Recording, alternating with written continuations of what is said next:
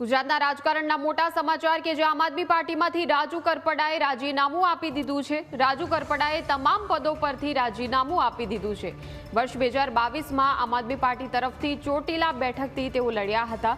બોટાદ એપીએમસીમાં ખેડૂતો માટે તેઓ લડ્યા હતા અને હવે તમામ પદો પરથી રાજીનામું આપવાનો નિર્ણય કર્યો છે। સોશિયલ મીડિયા પર પોસ્ટ મૂકીને તેમણે આ અંગે જાહેરાત કરી છે।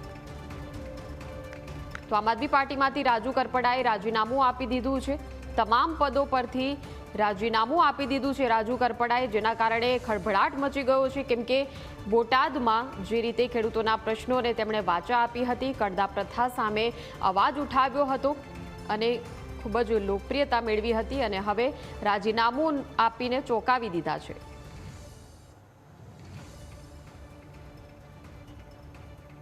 તાજેતરમાં રાજુભાઈ કરપડાના રાજીનામાના સમાચાર સાંભળીને હું વ્યક્તિગત રીતે ખૂબ દુઃખી છું, કારણ કે હળદર મુકામે મેં અને રાજુભાઈ બંનેએ ગુજરાતના ખેડૂતો માટે એક મજબૂત લડાઈ લડી, ગુજરાતના ખેડૂતો માટે એક મજબૂત અવાજ ઉઠાવવાનો અમે બંનેએ પ્રયત્ન કર્યો અને એટલા માટે મને શંકા છે કે બીજેપીની આ પ્રેશર ટેકનિકના કારણે ક્યાંક અને ક્યાંક રાજુભાઈએ રાજીનામું આપ્યું હોય એવી મને શંકા છે। પરંતુ હજુ પણ અમારા પાર્ટીના તમામ નેતાઓ અને મારે પણ રાજુભાઈ કરપડા સાથે વાત થઈ નથી। અમે એમની સાથે જ્યારે વાત કરીશું ત્યારે અમને ચોક્કસથી યોગ્ય કારણ જાણવા મળશે અને જ્યારે યોગ્ય કારણ જાણવા મળશે ત્યારે ચોક્કસથી અમે ગુજરાતની જનતા સામે એ યોગ્ય કારણ મૂકીશું।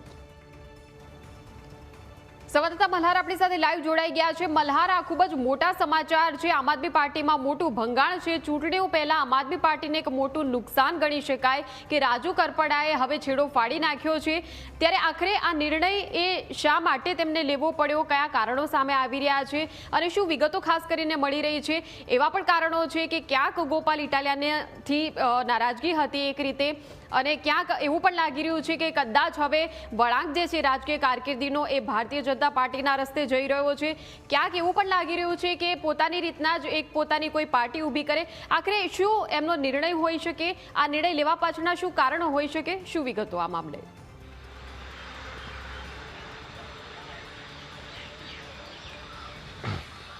ચોક્કસથી મયુરી, સ્થાનિક સ્વરાજ્યની ચૂંટણી પહેલાં આમ આદમી પાર્ટીને જે છે તે મોટો ફટકો પડ્યો છે। સુરેન્દ્રનગરના રાજુ કરપડાએ જે રીતે સોશિયલ મીડિયાના માધ્યમથી પોતાના તમામ હોદ્દા ઉપરથી રાજીનામું આપ્યું, તેને લઈને જે છે તે પાર્ટીને મોટો ફટકો જે છે તે પડ્યો છે।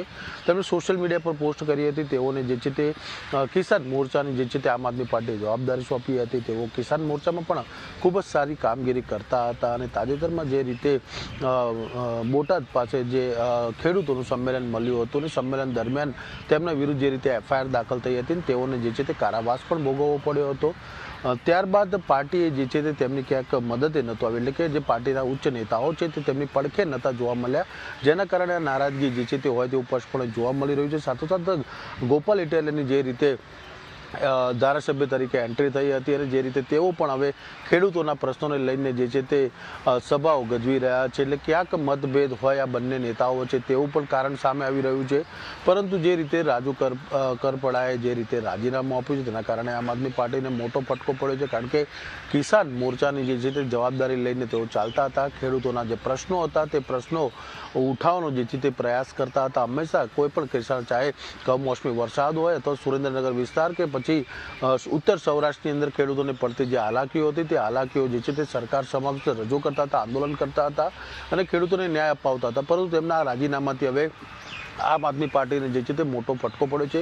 આમ આદમી પાર્ટીના નેતાઓ પણ જે છે તે રાજુ કરપડાને જે છે તે મળશે અને તેમને સમજાવવાનો પ્રયાસ કરશે, કારણ કે તેઓ રાજીનામું પરત ખેંચી લે, કારણ કે એક સારો નેતા જે છે તે આમ આદમી પાર્ટીનો હતો અને તે અત્યારે આમ આદમી પાર્ટીએ ગુમાવ્યો છે। એટલે કે આવા પ્રકારના નેતા પાર્ટી છોડીને ન જાય તે માટે જે છે તે આમ આદમી પાર્ટી જે છે તે રાજુ કરપડા સાથે બેઠક કરશે। અત્યારે રાજુ કરપડા જે છે તે ફોન કરવા છતાં પણ જે છે તે ફોન ઉપાડતા નથી, એટલે કે કહી શકાય છે કે ક્યાંક તેમને પાર્ટીમાંથી વાંધો પડ્યો હોય અને તેઓએ રાજીનામું આપ્યું હોય તેવું સ્પષ્ટપણે જોવા મળી રહ્યું છે।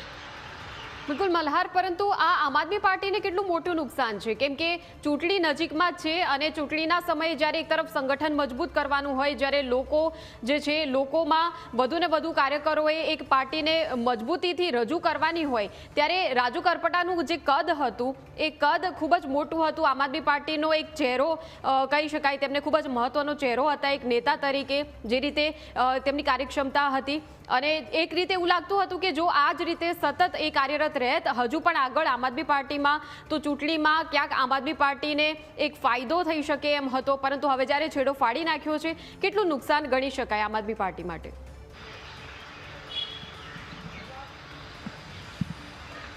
ચોક્કસથી સ્થાનિક સ્વરાજ્યની ચૂંટણી જ્યારે સામે આવી રહી છે, ખેડૂતોના પ્રશ્નોને લઈને હંમેશા રાજુ કરપડા જે છે તે સરકાર સમક્ષ જે છે તે બાયો ચઢાવતા હતા.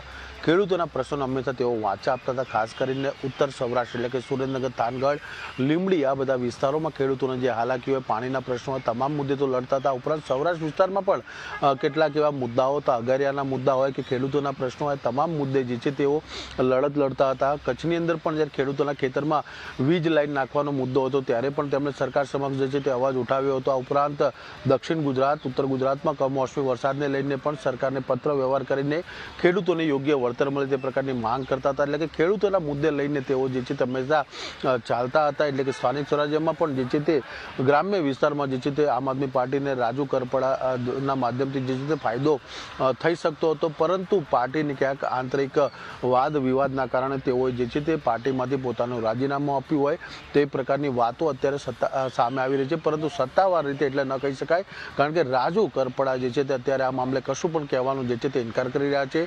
પાર્ટી હાઈકમાન્ડમાંથી પણ જે છે તે તેમના રાજીનામા વિશે કોઈ પણ પ્રકારનો ખ્યાલ નથી. તેઓએ અચાનક સોશિયલ મીડિયાના માધ્યમથી જે છે તે રાજીનામું આપી દીધું છે. એટલે કે તેમને મનાવવાનો પ્રયાસ કરશે અથવા તો તેમને